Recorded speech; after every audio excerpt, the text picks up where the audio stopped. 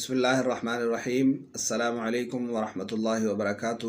سامعین و ناظرین، جیسا کہ آپ کو علم ہے کہ مری کے اندر ایک افسوسناک انسانی سانحہ اور انسانی المیہ رونما ہوا ہے، جس سے درجنوں انسانی جانیں ضائع ہو گئیں اور کئی لوگ اس دنیا سے چلے گئے۔ کئی عورتیں اور بچے سردی سے ٹھٹھرتے ہوئے مر گئے۔ اللہ رب العزت تمام کی مغفرت فرمائے، ان کے لواحقین کو صبر جمیل نصیب فرمائے۔ محترم ناظرین و سامعین، سانحات انسانی زندگی کا حصہ ہیں۔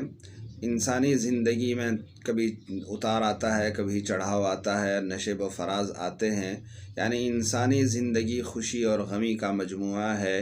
کبھی کچھ ہوتا ہے اور کبھی کچھ، یعنی کبھی غم ہوتا ہے، کبھی خوشی ہوتی ہے، کبھی خوشی کے شادیانے بجتے ہیں اور کبھی جنازے اٹھا کر قبرستان کی طرف لے جائے جاتے ہیں۔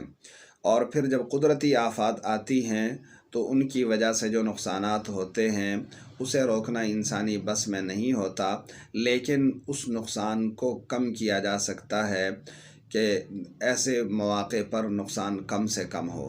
قدرتی آفات چاہے سیلاب کی صورت ہو، چاہے زلزلے کی صورت ہو، چاہے سمندری طوفان کی صورت ہو، چاہے برفانی طوفان کی صورت ہو، چاہے آسمانی بجلی گرنے کی صورت میں ہو، قدرتی آفات کو روکنا ممکن نہیں ہوتا۔ لیکن جو اہل اختیار ہیں، جو ارباب اختیار ہیں، اہل اقتدار ہیں، ان کے پاس وسائل ہوتے ہیں کہ وہ انسانیت کو ان نقصانات سے بچائے یا کم سے کم اس نقصانات کا ازالہ کرے یا اس نقصان کو کم سے کم ہونے دے۔ تو جو مری کے اندر سانحہ ہوا ہے وہاں پر ہر طرف سے ذمہ داری کا فقدان نظر آیا، عوام کی طرف سے بھی فقدان نظر آیا اور ارباب اختیار کی طرف سے بھی فقدان نظر آیا، اور ہمارے اداروں کی طرف سے بھی ذمہ داری کا فقدان نظر آیا۔ بعد میں جو ہم کر رہے ہیں اگرچہ وہ قابل تحسین ہے، لیکن اس سانحے کو روکنے کے لیے پہلے اقدامات ہو سکتے تھے۔ لوگوں کو وہاں جانے سے روکا جا سکتا تھا یا لوگوں کی تعداد کم کی جا سکتی تھی کہ جس کی وجہ سے ٹریفک کے مسائل پیدا نہ ہوتے اور اتنا بڑا انسانی المیہ جنم نہ لیتا۔ ایسا کوئی بھی اقدام نہیں کیا گیا جس سے اتنے بڑے انسانی المیہ نے جنم لیا ہے، اور کئی بچے جو سردی کی شدت کی وجہ سے یا آکسیجن کی فقدان کی وجہ سے وہ اس دنیا سے چلے گئے اور کئی خاندانوں کو سوگوار کر گئے، بلکہ پوری پاکستانی قوم کو سوگوار کر گئے۔ البتہ وہاں پر مدارس کا کردار، مذہبی اور رفاہی تنظیموں کا کردار بہت زیادہ قابل تعریف ہے، اور کئی مقامی لوگوں کا کردار بہت زیادہ قابل تعریف ہے۔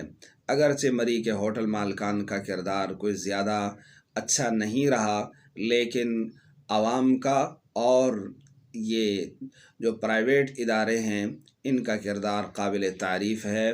مدارس نے بے سر و سامانی کے عالم میں جیسے قال اللہ اور قال الرسول کی شمع روشن کی ہے، ہمہ وقت اللہ اور اللہ کے رسول کے تذکرے ہوتے ہیں، تو اس انسانی سانحے کے اندر بھی اپنا بھرپور کردار ادا کیا اور لوگوں کو ریسکیو کیا، لوگوں کو بچایا اور اپنے ہاں ٹھہرایا، ان کے لیے کھانے پینے کا انتظام کیا، بستروں کا انتظام کیا، ہیٹروں کا انتظام کیا، تو یہ قابل تعریف ہے۔ اللہ رب العزت مزید ترقی عطا فرمائے۔